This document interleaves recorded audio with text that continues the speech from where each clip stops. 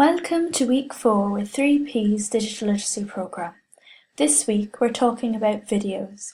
A video about videos. Isn't that meta? In this section, we're just going to give a little introduction to what you might need, when to use videos, and some recording tips. Next part, we'll be talking about YouTube, a way to publish your content. So first, what would you need for video recording? This sounds intimidating, but it actually isn't. There's a range of ways you can use videos, from webcams to mobile devices to professional recording equipment. If, like on these videos, you're mostly sitting still and you're not trying to make a cinematic masterpiece, you can use a webcam. Sister Mary, who makes videos promoting the library here, uses a mobile phone to film her episodes, as she is out and about, moving all over the library and campus. Finally, if you're wanting to make something that looks absolutely professional, you can invest in a camera, a lighting, microphone. It won't exactly be cheap, but you can find surprisingly good price equipment if you do want to go that route. You also have different software formats for those different options. For webcam or for your phone, you could use your computer's own software, like Windows Movie Maker or iMovie. If you're using a professional setup, you can use professional software like Adobe Premiere or Final Cut. Another thing is file format. If you want your file to be shareable, make sure to save it in a widely used or accepted format such as .wmv, .aiv, or .mpeg4. So now you might ask, what can I use a video for? So now we're going to suggest 6 ways that you can use a video. So the first is church tours. Again, this is about branding. You can show what your church is like and create images in your viewer's mind about what it would be like to visit your church. Next is how-to videos. This is something that can put people at ease. So a few years ago, there was a new English translation of the Mass, and everyone was really confused for a while. So parishes made these lovely laminated sheets giving the changes very clearly, and it's something that many people still use today. So there's lots of little things that people might be nervous about still that you can help them with, like how to go to confession, how to take the Eucharist, how to even interact in church. These are also a great way to show that you're relatable and that you know people's struggles. This is some place that you can get the priest involved, and again to show that he's relatable. Similarly, you can do down-to-earth videos on topics of faith. You can perhaps talk about the patron saint of the parish or a point of doctrine that you're especially interested in.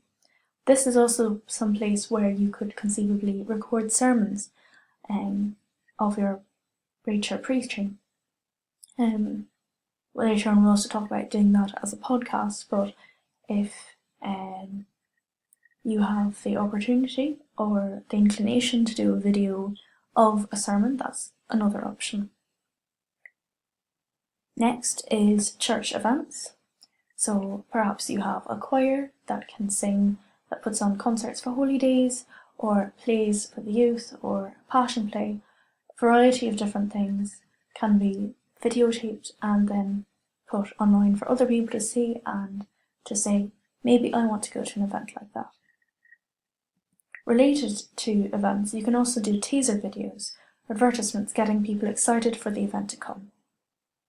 Finally, you can do interviews. These don't necessarily have to be straight on about the church.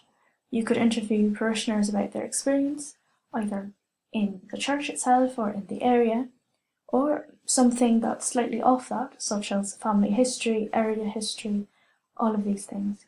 Again, this shows the community aspect of the church, and it's another great place to get priests involved. So he can introduce himself, he can tell his story, maybe give a testimony. So those are some ways to think about, to start brainstorming how to use videos to better present your church. So, a few recording tips. First, pick a quiet place and a simple background if you're doing a still video, just to keep people focused on the content. Don't have things moving around or lots of lights, and obviously you don't want a lot of noise. Second, something that you might think about is having a loose script. So something you don't have to memorize, you generally know what you want to say and go from there. It can be difficult to do this at the beginning because you want to make sure you get everything right and you don't want to make any mistakes. But having a looser script makes you speak more naturally, and that's important. You don't want to just seem like you're reading off of a screen. Related to that is don't be a perfectionist and keep calm. So again, these videos don't have to be perfect. If you're moving through different locations, sometimes things happen. Someone might walk across the screen, the audio might not be perfect. All of these things are fine. And even if you have a more controlled environment, something still might happen, and that's okay. Again, these videos are an attempt to make your church seem more relatable. That doesn't mean you have to be unprofessional, but if there's a mistake, just go with it and keep going with the video. So, that's it. Again, this video we've looked at the equipment you might need for video, the content that you might want to include in a video, and a few recording tips. So click on the next video to learn about YouTube and how you can edit, upload and share to your website.